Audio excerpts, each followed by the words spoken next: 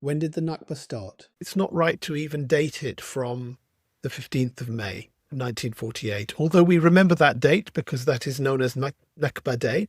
It coincides with the official usurping of Palestine by the Zionist occupiers. Jerusalem was occupied in 1917 in World War One.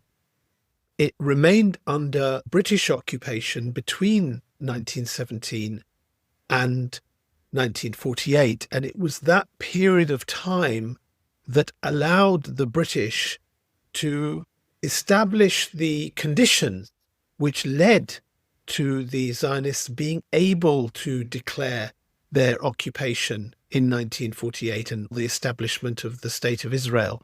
There was a land grab facilitated by the British over decades that they had control over the land.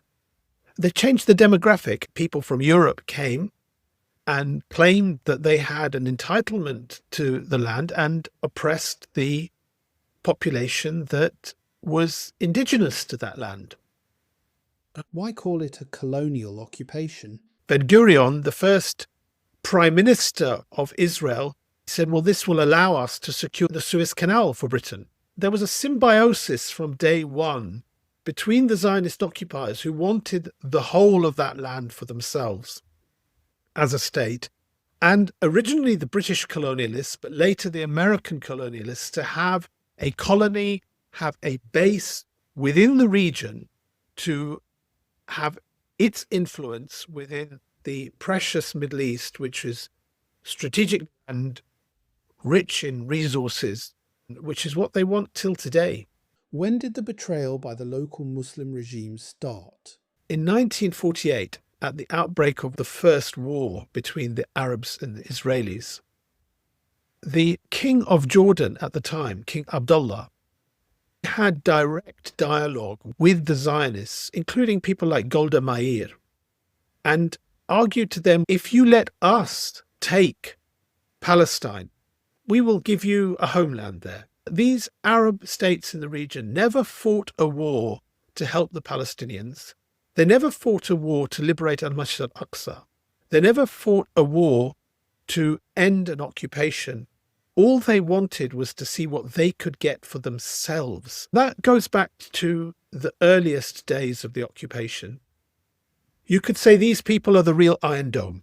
There is no way that the Zionists could occupy and oppress the Palestinians the way they do if they didn't have the security given to them by the regimes in Jordan, in Egypt, in Syria under Bashar, and the alliances of the Gulf states and others in the region, Turkey included.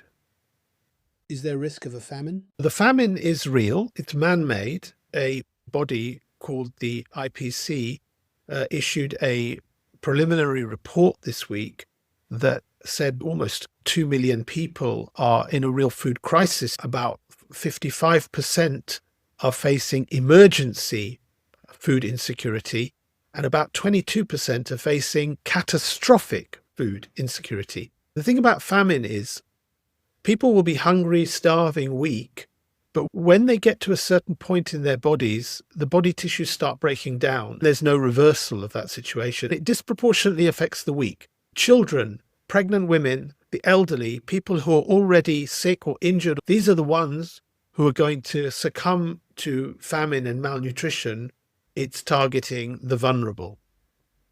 What should the people of Palestine want? I think what the people of Palestine want and the people of the region want is justice going forward, to live with security, with a right to their homes, right to their land, right to what was stolen from them, given back to them. And that's really only going to come after a liberation, after we see a military intervention from Muslim countries who have sincere leadership to end this occupation.